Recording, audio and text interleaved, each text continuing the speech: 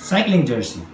Ang tanong ng iba, anong klaseng cycling jersey ang kailangan kong bilhin? O kailangan ko pa bang magsuot ng cycling jersey sa aking pagbabike? Are you ready?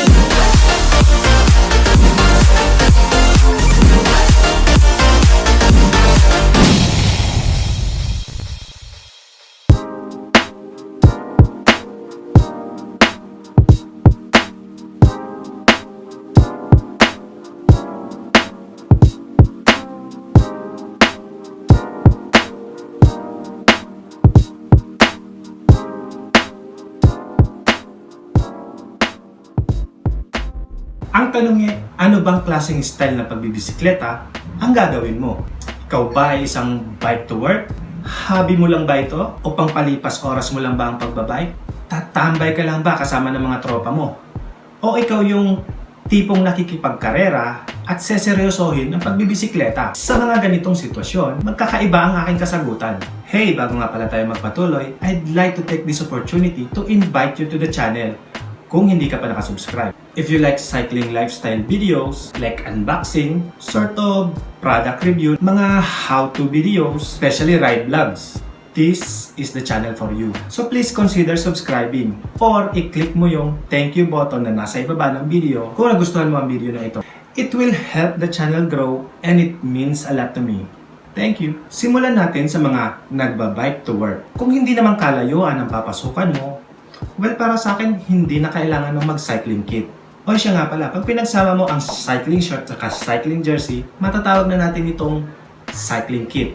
Kasi hindi na gaanong mararamdaman ang benefits nito sa ganong kaikling oras. Tapos magpapalit ka pa ng damit pagdating mo sa trabaho. Pero kung aabutin ka ng higit 30 minutos o mahigit sa isang oras ang biyahe mo, sa tingin ko kailangan mo na nito. Or cycling shirt maybe, yung mga dry fit na t-shirt. O kung feel mo talaga mag-jersey, then go for it.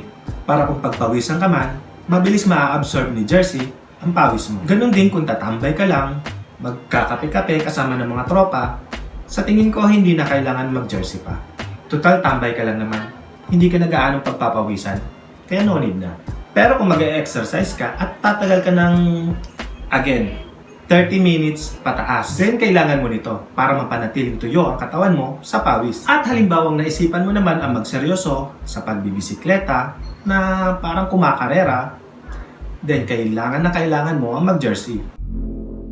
Ang jersey syempre ay dinisenyo para sa mga athletic activity. Ginawa ito para sa cycling. Sabi ko nga, hinahayaan itong mapanatiling tuyo sa pawis ang ating katawan para maging komportable sa ating ride at para maging presko ang feeling kapag mainit ang panahon. Sa ibang bansa meron silang jersey na pang winter.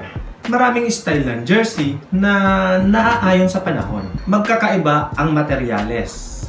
Iba yung sinusuot kapag tag-init, iba ang sinusuot kapag tag-ulan, at iba rin ang sinusuot kapag winter na wala sa ating bansa.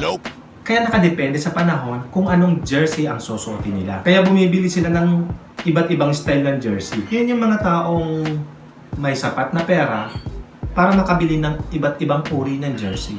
Naku, pangmayaman lang yan. Paano naman akong walang pambili ng ganong karaming jersey? Huwag mag-alala. Dahil marami namang jersey dyan na pang basic lang. Tulad nung nabili kong jersey sa online na kahit anong panahon, tag-ulan o tag-init, pwede mong suotin.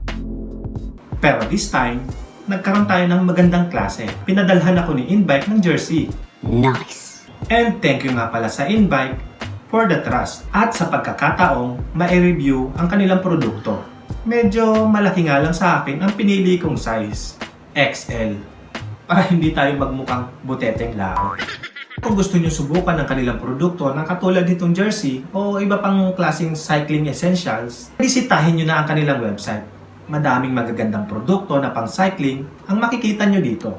At kung bibili ka sa kanila, huwag kalimutang gamitin ang ating mahiwagang code na YB15 para sa 15% na discount sa lahat ng produkto nila.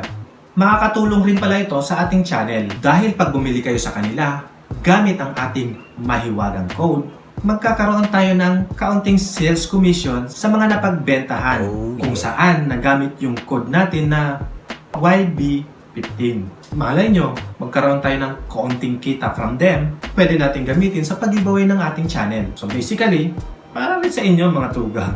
So that's it mga tugang. Sana'y nagustuhan nyo ang video natin ngayon. Maraming salamat sa panonood and ride safe mga siklista.